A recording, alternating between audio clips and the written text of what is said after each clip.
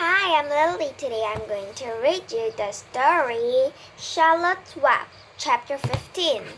The Crickets. The crickets sang in the grasses. They sang the song of summer's ending, a sad, monotonous song. Summer is over and gone, they sang. Over and gone, over and gone. Summer is dying, dying. The crickets felt it was their duty to warn everybody that summertime cannot last forever. Even on the most beautiful days in the whole year, the days when summer is changing into fall, the crickets spread the rumor of sadness and change. Everybody heard the song of the crickets. Avery and Fern and Arable heard it as they walked the dusty road. They knew that school would soon begin again. The young geese heard it and knew that they would never be little goslings again. Charlotte heard it and knew that she hadn't much time left. Mrs. Zuckerman at work in the kitchen heard the crickets, and a sadness came over her too. Another summer's gone, she sighed. Lurvy, at work building a crate for Wilbur, heard the song and knew it was time to dig potatoes. Summer is over and gone, repeated the crickets. How many nights till frost? Said the crickets. Goodbye, summer. Goodbye. Goodbye. The sheep heard the crickets and they felt so uneasy they broke a hole in the pasture fence and wandered up into the field across the road. The gander discovered the hole and led his family through, and they walked to the orchard and ate the apples that were laying on the ground. A little maple tree in the swamp heard the cricket song and turned bright red with anxiety. Wilbur was now the center of attraction on the farm. Good food and regular hours were showing results. Wilbur was a pig and any man would be proud of. One day, more than 100 people came to stand at his yard and admire him. Charlotte had rhymed out the word radiant, and Wilbur really looked radiant as he stood in the golden sunlight.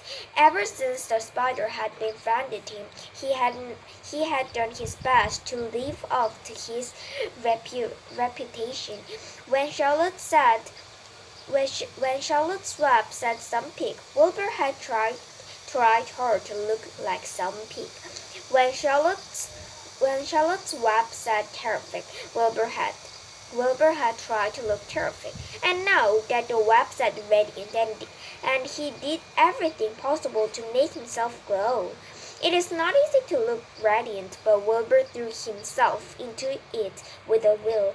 He would turn his head silently and blink his long eyelashes. Then he would breathe deeply. And when his audience grew bold, he would spring into the air and do a backflip with the help to us.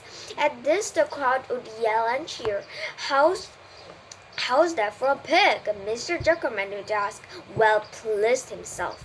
That pig is radiant. Some of Wilbur's friends in the barn worried for fear all this attention would go his head and make him stuck up, but it never did. Wilbur was modest.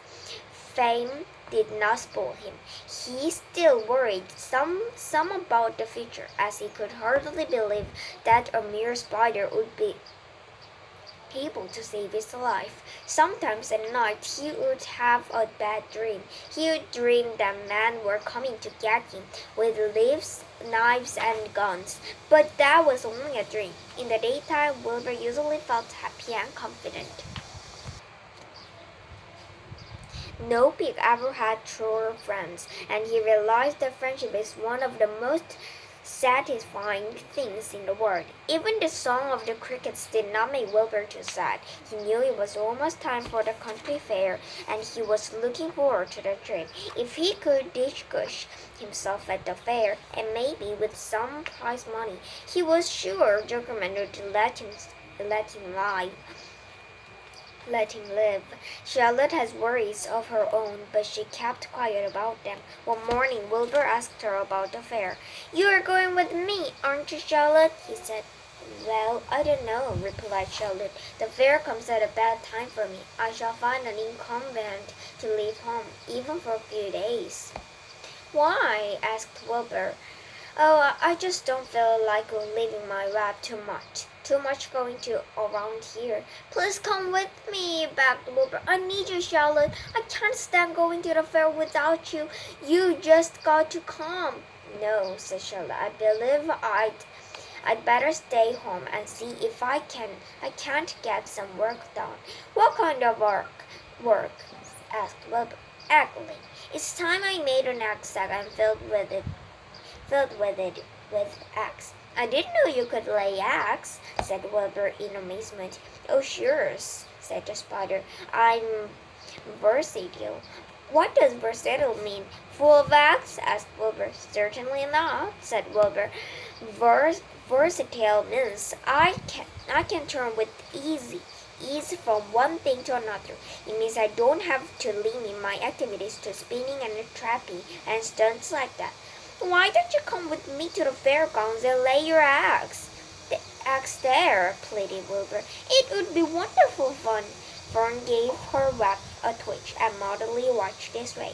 I'm afraid not, she said. You don't know the first thing about egg laying, Wilbur. I can't arrange my family duties to suit the management of the country fair. When I get ready to lay eggs, I have to lay eggs, fair or no fair. However, I don't want you to worry about it. You might lose weight. We will leave it this way. I will come to the fair if I possibly can. Oh, good, said Charlotte. Oh, good, said Wilbur. I knew you wouldn't forsake me just when I need you most. Or that day, Wilbur stayed inside, taking life easy, and in the straw. Charlotte rested and ate a grasshopper. She knew that she couldn't help Wilbur much longer. In a few days, she would have to drop everything and build the beautiful little eggs that would hold her eggs. Bye!